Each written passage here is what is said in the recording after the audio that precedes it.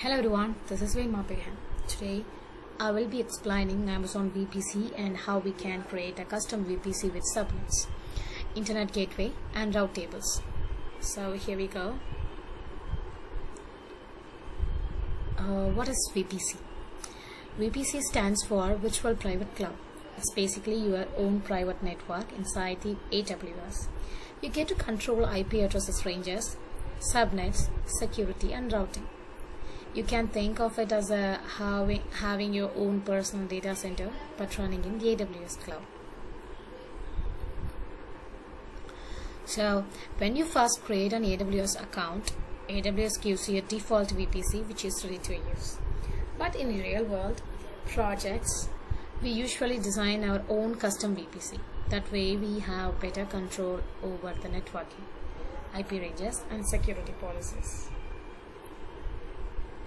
A VPC has a few main parts, that is CID or block, which defines the IP ranges, subnets, which divides the VPC into smaller parts, internet gateway, which allows access to the internet, route tables, which decide where the traffic goes, and of course security groups and network AZs that protect the resources.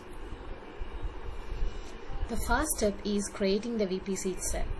For that, we define a CID block, for example 192.168.1.0/24, which gives us a large IP range. We also give our VPC a name. Optionally, we can enable DNS support for easy name resolution. Next, we create a subnet inside the VPC. That is step 2. Usually we create at least one public subnet for our servers that need internet access, like web servers, and one private subnet for resources like databases. For example, 192.168.1.0/26 for public and 192.168.1.64/26 for private. The step 3, attaching internet gateway. Now to connect your VPC to the outside world, we need an internet gateway. We create one and attach it to the VPC. Without this step, resources in the VPC cannot access the internet.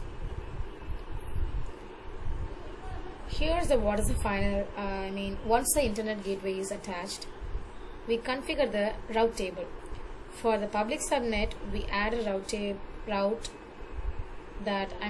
that sends all internet traffic, which is 0.0.0.0/0 to the internet gateway. Then we associate the route table with the public subnet.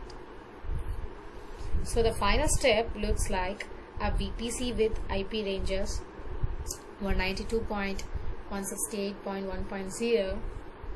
Inside it, one public subnet that connects to the internet through an internet gateway, and one private subnet that stays internet. This design is very common for a simple two-tier architecture.